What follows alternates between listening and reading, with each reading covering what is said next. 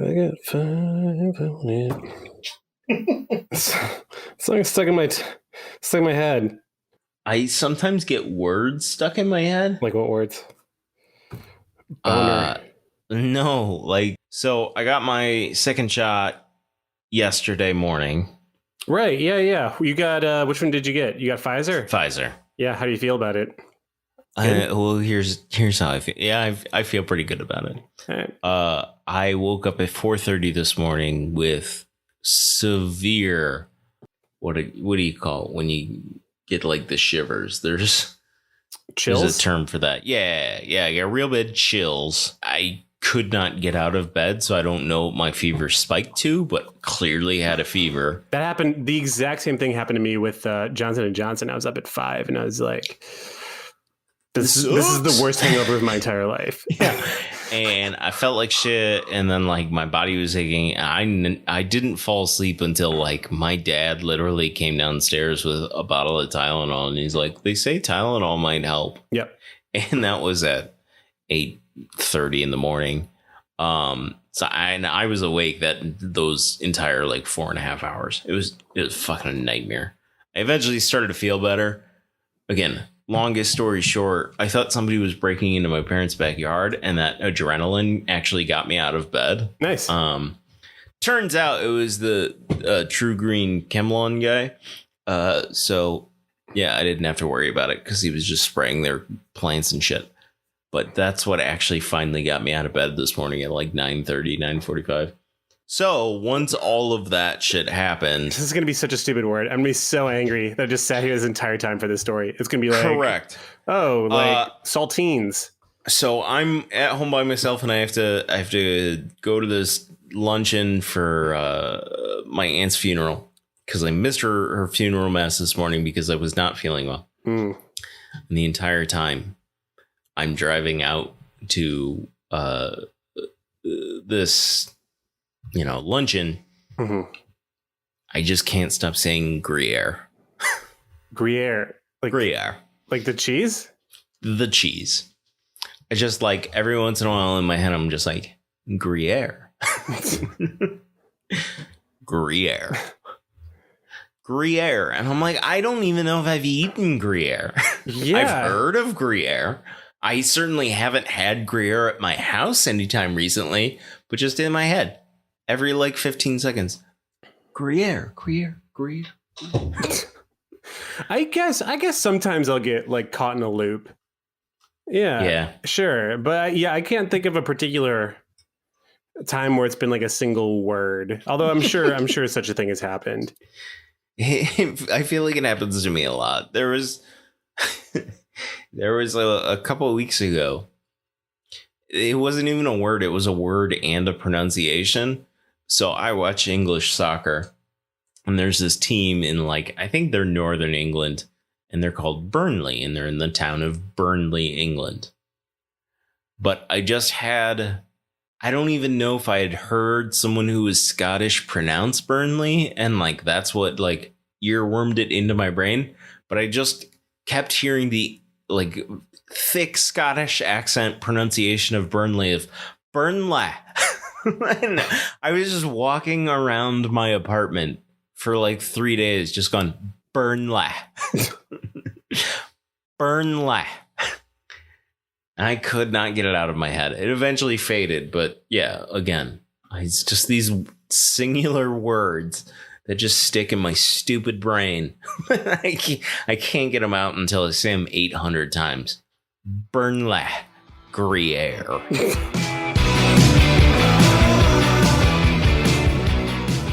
Welcome to Subject to Blackout. My name is Timo, or Tim, and with me again is Michael Marshall from the Name Taken podcast. Hey, Tim.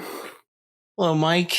This past week, not too much going on in media and pop culture, but we did end up both watching Kong versus Godzilla, or Godzilla versus Kong, whichever it's called. And we're here to talk about it. Yeah, I mean, I do think that one of the most notable things from the week was the Space Jam 2 trailer. Also a very important drop this week. Yep. That was huge for me. What'd you think of the trailer? Like I said, I think LeBron, much better actor than Michael Jordan. So, I mean, not as good of an actor as Muggsy Bogues. That's yet to be determined. I think that Muggsy set a high bar. Yeah. Especially, people forget his role in One Flew Over the Cuckoo's Nest. But, sure. No, I have seen LeBron in an Amy Schumer vehicle starring Bill Hader, where he plays basically a version of himself who is Bill Hader's friend. Because in that movie, whose name I have no idea what it is, Bill Hader is like a physician to the stars, surgeon to the stars. So LeBron is his friend. LeBron's pretty good in that, and he's pretty charming and charismatic.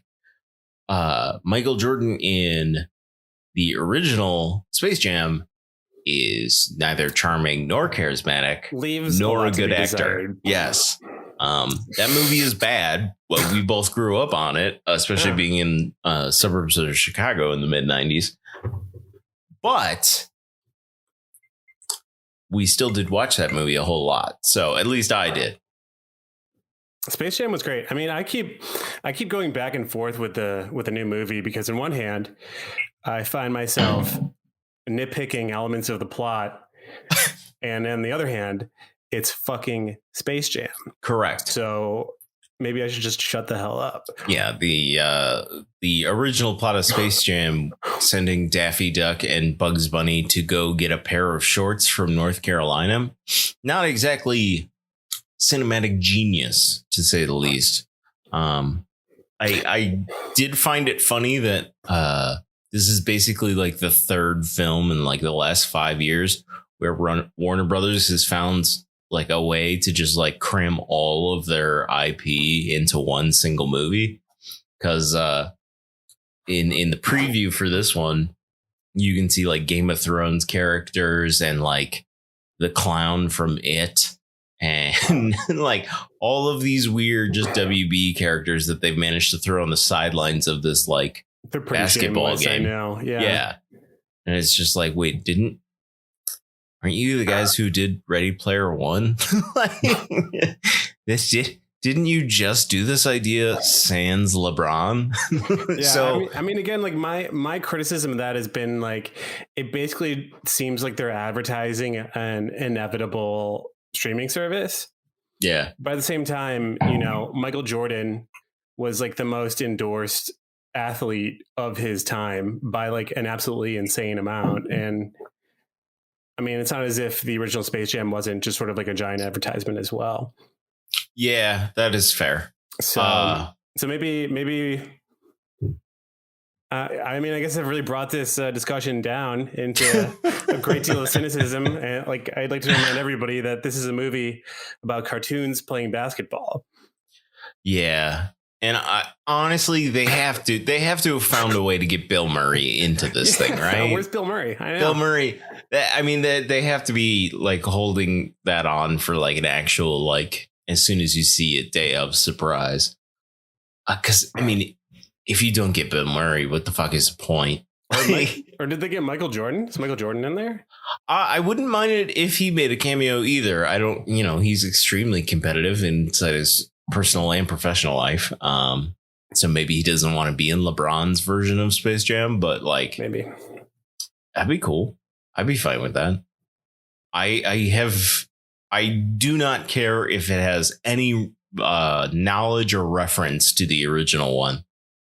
Because again, the original one wasn't good. You don't need like an SJCU. No, I do not need a Space Jam cinematic universe. But if they were to build one, I would probably also be okay with that. So having seen the preview for that, right? That is also something that is probably going to eventually drop on HBO Max. Yes, which you do not have, but I lent you so we could talk about Godzilla versus Kong. And that's a segue right there. I try. I watched this movie maybe not the night it came out, but pretty soon after. And I got about, I don't know, 45 minutes to an hour into it, and I just turned it off. And I told you, like, man, I was kind of looking forward to that, and I could not make it through it. I restarted, and basically from 15 minutes after I started, there was like actually some action scenes in between the two titular characters. And for the rest of the film, for the most part, I thought was pretty entertaining. But boy, those narrative parts where they were trying to force humans into being the protagonist. Yeah, least interesting part of a Godzilla movie. Fucking always sucked. Yeah, I bumped up against that, and from what I heard from you a few days later was at least that it was pretty much a struggle to watch this movie, except for the parts that were Godzilla versus Kong. Yeah, I mean, the fight sequences were pretty cool and trippy. I guess it was interesting that they did it in Hong Kong instead of Japan. So I'm sure, trying to psych that they got that one. Yeah. I mean, one of the things I did notice about the way that those shots were framed is they made it look as if it was two kind of like large person-sized figures fighting in a miniature city. Just however they forced the perspective on it, and I thought that was like a cool throwback, obviously, to all the original Godzilla movies. I don't know. It was fine. This is like when I talked about last week, like Batman versus Superman and the David Harbour Hellboy. I'm not going to remember a single detail of this movie in about 2 or 3 months. Yeah, every time you bring up the David Harbour Hellboy, I keep remembering that that's a movie that was released right, like pre-corona, and I just never saw it. And I love the Del Toro movies. Like, I'm not the biggest fan of the source material, but like the Del Toro movies are good in my book. I just, is it too indulgent for a major studio to just be like, let's film an hour and a half, or not even film because it's basically animated these days. Let's just make a movie where it's Godzilla versus Kong, and we just don't put in these unnecessary human fucking stories. Because honestly, like Millie Bobby Brown, who is like 12 in this fucking movie, or 14 or whatever, and they like dress up like an 18-year-old, and it just feels uncomfortable, at least for me. And her stupid dad and her friend, who she doesn't seem to care for at all, and yet is her friend, but also isn't a romantic. Like, they made no attempts to make that like he's into her romantically. There's nothing there. I mean, I think that they did. It was just so disconnected from the rest of the plot. It's like, just skip it and we'll all be fine.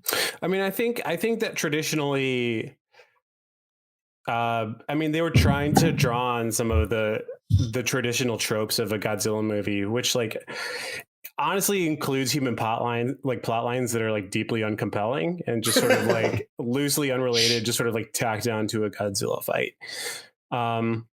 Like there's always like a party of humans who are just sort of like want to kill Godzilla, just, because there has to be some kind of antagonist. And then there's always like a group of humans who are sort of like the Godzilla advocate. So like in that sense, I get that they were trying to have fun. I get that they were trying to draw on some of the traditions of the genre.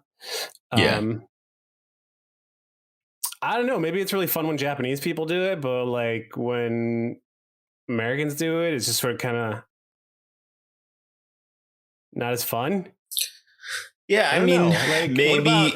What about Matthew Broderick's Godzilla? Why aren't we talking about that one anymore? So let's go back and watch that movie. Everybody is in that. Hank Azaria's all over that fucking thing. Everybody loves to like jump on that movie and talk shit about it. I, as a like, that was like 1998, so that makes me like 11 years old. An 11-year-old me loved that fucking movie. We should go back and watch that one. I'd totally watch it in a second. I would willingly do that. I recall that movie is not good, and Godzilla just looks like a fucking Tyrannosaurus Rex. Yeah. So like, they were clearly like, Jurassic Park is what the kids are all about. And they just decided to do that again. So I can see, if you're a Godzilla lover, like feeling betrayed by that, but like, that movie's plot made sense and the characters made sense, and in the story, like, Godzilla's appearance and interactions all kind of flow. Whereas the Godzilla movies I've seen over the last, like, released over the last like 5 to 10 years, like, the ones that I have seen is just like, you know, well, we can get Bryan Cranston, but we can only get him for like 10 hours. So we're going to have to kill him off real fast. And it's like, you know, you get these compelling characters and you get rid of them, or you just have these horribly, like, the dad from Friday Night Lights, I think, has been in like 6 movies with King Kong in the last 6 years. Oh, yeah. Or Godzilla or whatever. And like, all he does is go like, where's my daughter? And then like looks in the camera and goes, like, when Godzilla does some shit. It's like, what? I'm just not convinced that camp can be something high budget. So I think that's fair. So I don't necessarily think that the way they did this was any different than they did a previous Godzilla, but the budget was higher and they relied on like a very modern, like, choreography, cuts, you know, and pacing, and they relied on modern CGI. So while like a lot of the tropes are the same, the mise en scène is different. God, we're so fucking professional. And that's what I don't like about it. So I'm not convinced that you can actually have high budget camp. And that's why I don't feel as endeared to it as I might be endeared to like Godzilla 2 guys versus Mothra rolling around in suits. Yeah. You know, that's an excellent point that I hadn't considered. That like, this is camp to a certain extent, and like, there's no taking away the camp of like 2 guys rolling around on a miniature set, right? Out of Godzilla, so you have to like kind of lean into it, and you just can't, for the most part, do that in a big budget film these days, right? Well, I think, to their credit, though, I think they did like the fight scenes and like the plot point of the Mecha Godzilla existing like in this movie. Like, I had heard like film criticism, like, yeah, dude, if they pull off this movie, because again, reviews for this thing were like, this is good, just like the Snyder Cut. And I don't get why they were so positive. I think I don't know. We're probably starved for media, movie industry. Yeah, and I think we're just excited for things to seem like they're coming back to normal. Like, did you see that Godzilla versus Kong posted the highest weekend like box office returns of any movie during the pandemic at like 48 million? Yeah, which is not good, but Warner is, I'm sure, fine with it if people are signing up for their subscription service as well. So yeah.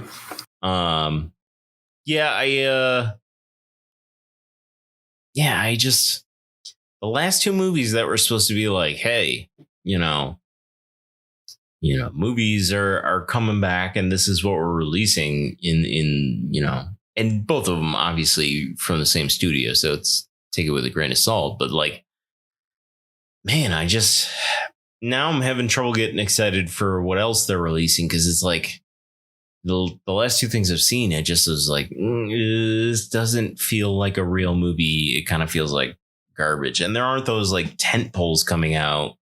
Like there's a Black Widow movie coming out in August or whatever, right, which is a tent pole for Disney. Right. But like her character's dead in the main, Marvel plot line, and Warner is just releasing all these kind of like, dead ends. Kong versus Godzilla is, I don't know where you go from here. If you already did fucking Mechagodzilla, and Godzilla already killed like Rodan and all the other monsters, right, in one of the previous films. And then which they released Snyder Cut, which is going like the week Snyder Cut came out. They're like, we're never making a Snyder Cut movie again. All of this universe is dead. Forget about it. Don't worry about it. David Ayers can go fuck himself. Like we're not recutting any other movie that was also terrible. Like, so it's just like, man, I look forward to. It feels very close to the end of this pandemic, and I look forward to watching movies again that are unique and original. But there's been nothing for so long, and then now we're just getting this like derivative bullshit. Like I'm really looking forward to something new and exciting in film, whereas TV has been going pretty strong throughout. Well, hopefully we can place all of our faith in Mortal Kombat. Which comes out in like 2 or 3 weeks. Yeah. But I mean, beyond that, like there's going to be fundamental ways that the film industry has changed, and it's not even just like in the types of movies that you make. It's in like the nature of distribution itself. So, like the way that film festivals are used in order to find distributors is totally different, right? Even things like that. So, I mean, I'm interested to see how, I guess the word recovers might not be the most accurate word to use here. We might be talking about a movie industry that's transformed, and we'll kind of like be watching how that unfolds over the remainder of the year. But like I said, I do think that we can, place all of our hopes onto Mortal Kombat.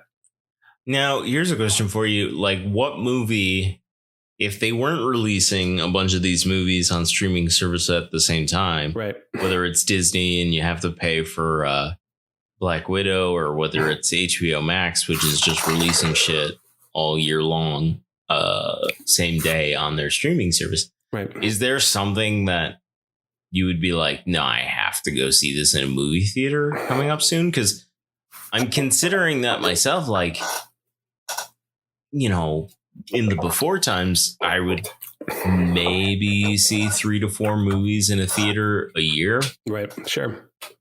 But like the convenience of just like throwing it on at home, like, unless it was like something like a Star Wars movie, or, your main track Marvel movie, I'm just not sure what could compel me to go out to a theater these days. I kind of feel that way too. Yeah. Unless it's like a Disney, a Star Wars. Like, I guess that makes me kind of shit too, because like, unless it's one of these franchises, like I'm not gonna make an effort. That's terrible. God, I'm really bummed that we just like kind of realized, we're kind of shallow. That's kind of shallow. Yeah, that's lame. It's a little shallow. We can't do it. We need to. This is bad. We should commit to go seeing movies that we don't know anything about. Yeah, that's fair enough. But like, is it on us to like be? I don't feel that it's our fault that like a pandemic is reshaping how we're viewing like movie releases. I don't know. Like, there's been like a few times that we didn't use hand sanitizer, and that's on us. Yeah, I mean, that's on us. But like, also, I feel like there's so little new IP created these days. Like, look at Knives Out. Like, that's, someone having an original idea and getting together a brilliant cast. And that was Rian Johnson, right? Yes. Yep. And just saying, like, all right, well, I have a story to tell, and it's a new story, and all the characters are mine, and, here's this interesting thing you should see. Like, that's one thing to go to a movie theater and experience. It's another thing when it's on the polar opposite end. This is the 9th Star Wars film out of 9. You should see this 9th Star Wars film. But there's this whole middle ground where it's like, this is a remake of a movie from 1993. Like, you should check out this remake. Like, I don't want to see Jurassic World. Like, it looks like a worse version of a thing I've already seen. Like, I don't know. I just feel like there's a lot of, and again, I don't feel this way with television so much. I feel like there's a lot of new ideas in television that are being explored in fun, new, creative ways where creatives are being invested in. I just feel like so much of what we're getting in movies these days is helping to kill the movie industry because it's just like, well, I can wait till that comes out on Blu-ray because, it's the 9th movie of a franchise, but, it's okay. So, like, I don't know. I feel like I'm rambling here a little bit, but I look at the movies that have come out over the last year. And again, obviously that's been limited by COVID and constricted by COVID. But I look at some of the television that's come out of the last year that obviously was filmed pre-COVID. And it's just like Ted Lasso is super original. Bridgerton, you say, is very original. There's Tiger King. There's a bunch of weird, wild stuff coming out on television that is pushing up against, like, this is storytelling that is both, like, cinematically compelling, and it's pushing up against movies and saying, like, this is a serious art form now in a way that it hasn't been, in the first 70 years of its existence. They just were basically, radio programs that just kind of slowly evolved. And now we're pushing storytelling boundaries and doing less like this is an episode of Seinfeld and the next week everything's going to reset and do it again.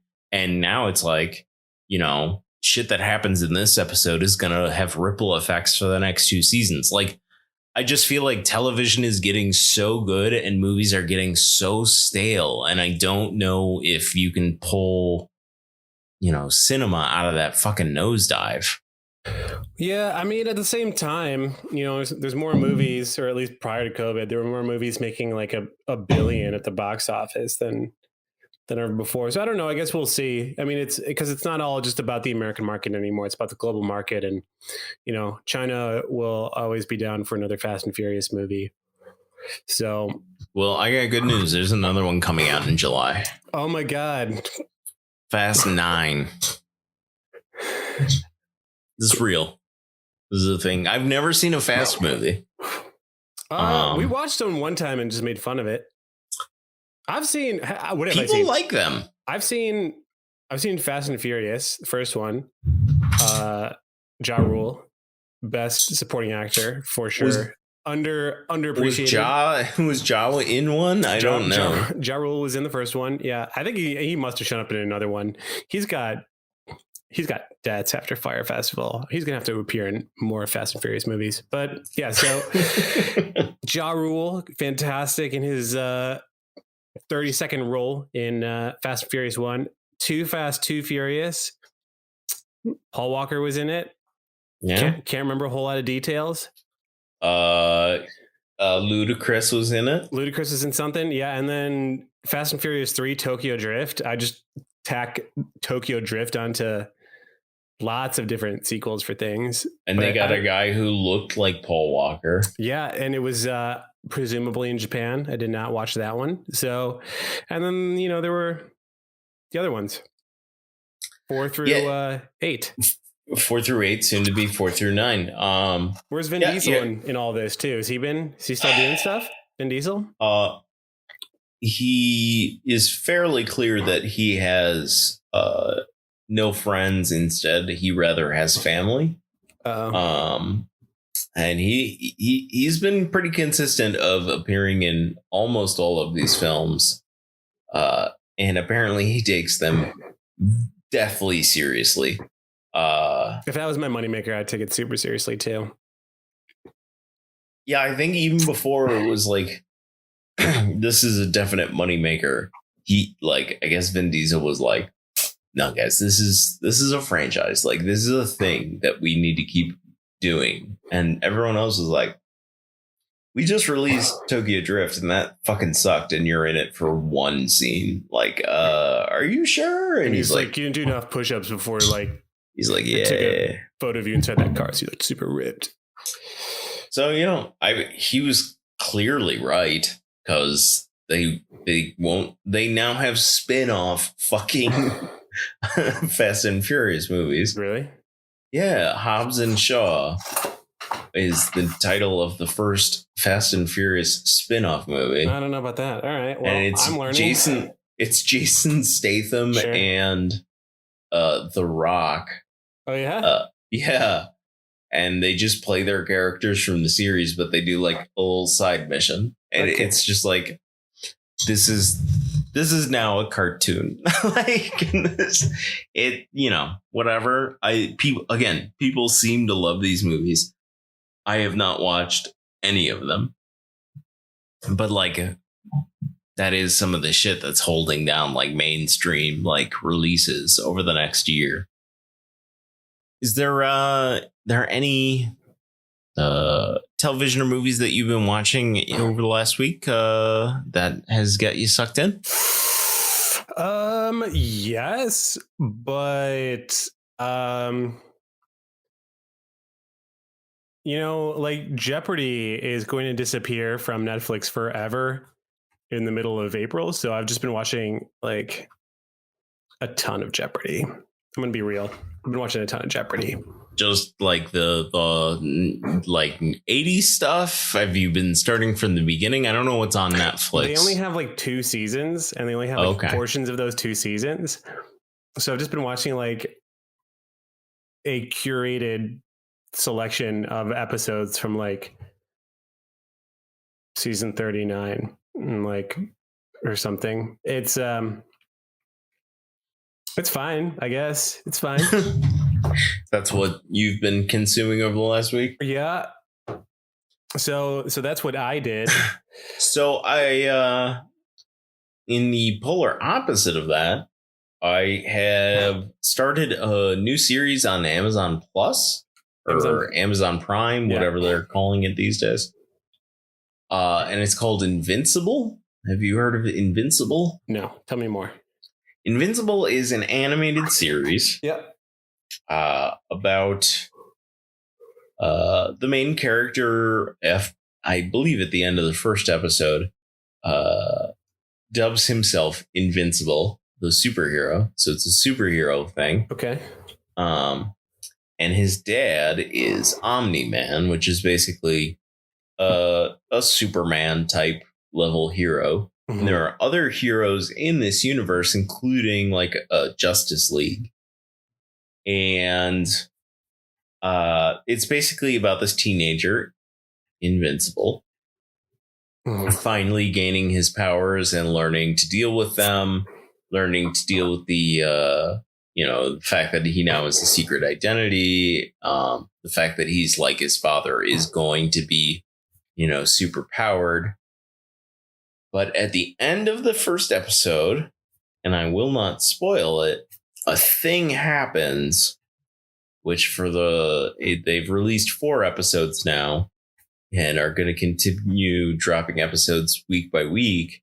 I think till probably, 8 or 10 episodes in a season. A a thing happens at the end of the first episode where you're like, oh, fuck. Like, oh, that is a game changer. And it is violent and surprising. And like, we know more information than most of the characters in the show know. And from the same studio that, or from the same streaming service, at least, that dropped The Boys and kind of undercut superheroes in that way, in that they're all, vain assholes.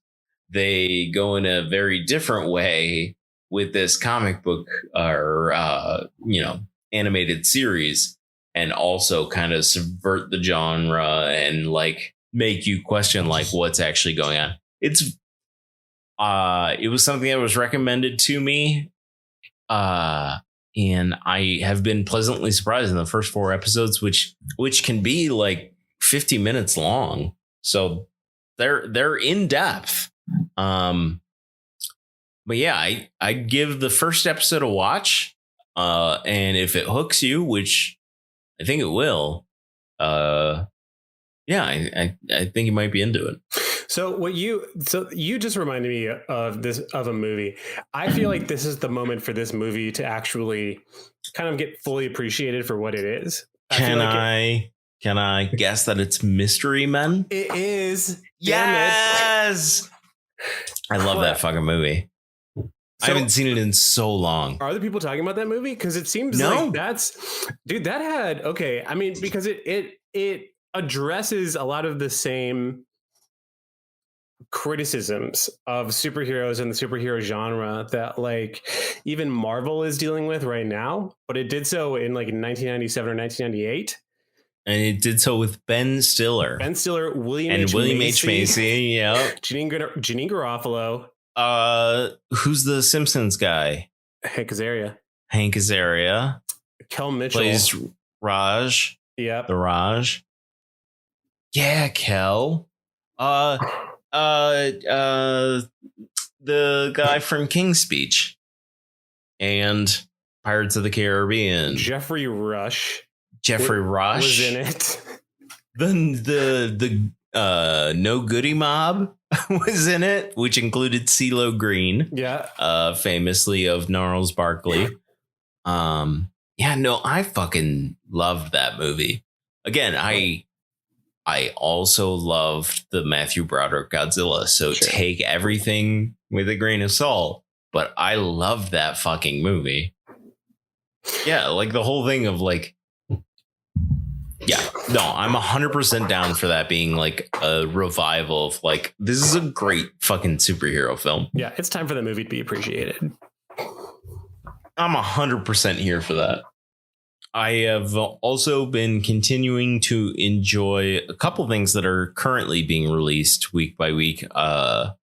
Apple Plus's For All Mankind with Joel Kinnaman continues to be excellent.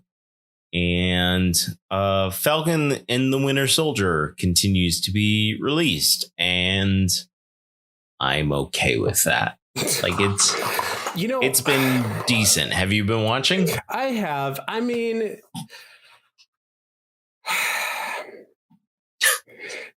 it's fine. It is just fine. I liked, and I was speaking about this with like another podcaster. Actually, let me two-timing whore. let me name check that podcast, but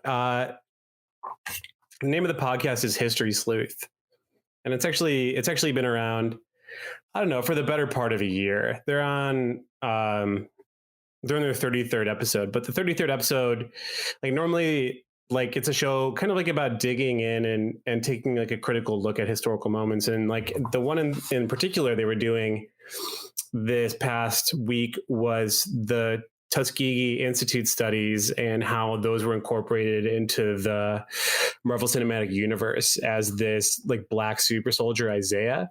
That was cool. And that this idea of this side story that the American government was like experimenting on black super soldiers for 30 years, like Yeah, because of course they try to recreate what they got with Captain America. And of course, if they were going to be guinea pigs, I mean, literally American history proves that they're going to use black soldiers. Right. So it was really cool that I think the show was drawing on the history of American racial politics in order to create more depth to Captain America and super soldiers. But yeah, the rest of the show, I know I want it to be rad. Like I want it, and it's fine. Yeah, like because there is that. Maybe there's like another episode and something's going to happen and it's all going to click and we're going to be like, oh, like that's what I want to happen right now. But instead, what I feel like is going to happen is like, yeah, they have this really interesting idea about like what is American exceptionalism, which is what Captain America represents when confronted with America's racist past. And that's a very interesting concept. And you know, placing this as a character, which is from a comic storyline called Red, White, and Black. Right. Yeah. You know, the original comic idea and the idea in the cinematic universe of just being like, you know, even in the MCU, like race is a big deal.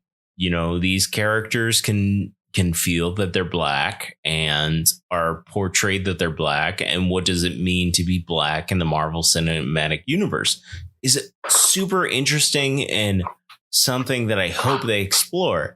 And in episode 2 of the series, it felt like that was what the series was going to be about. Mm-hmm. And in episode 3, as much as I enjoyed the Zemo stuff, it was just like let's have, you know,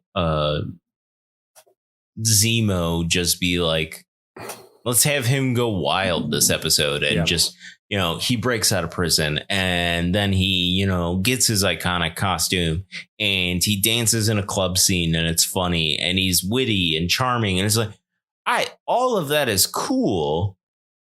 But you started telling this really interesting idea of what is Captain America if Captain America is black story in episode 2, and you just left it for like, hey, remember Sharon Carter? And it's like, I don't know if this is the most interesting Falcon and the Winter Soldier story we could be telling. I feel like if we're just going to hit these interesting, important topics and then glance off of them and go back to just like, hey, let's beat up the bad guys. Like, there's not much. There's no reason to make this, a 6-hour series jaunt as opposed to like an hour and a half long film. Like, if you're not gonna hit deeper than that, like, what's the fucking point of making it, you know, this series? Is Captain America actually still alive? He's just like an old dude. I think that is correct. I think in the main Marvel universe, I think they're reticent to define it because they want to bring him back if they, you know, they want to be able to bring him back if they can. Mm-hmm. But I believe in the main cinematic universe, he went back in time after living for, 20 or 30 years after being unfrozen. He went back in time and lived his life with Sharon Carter. Right. And is now an old man who gave the, shield off and is just off retired somewhere. Shouldn't he weigh in on this?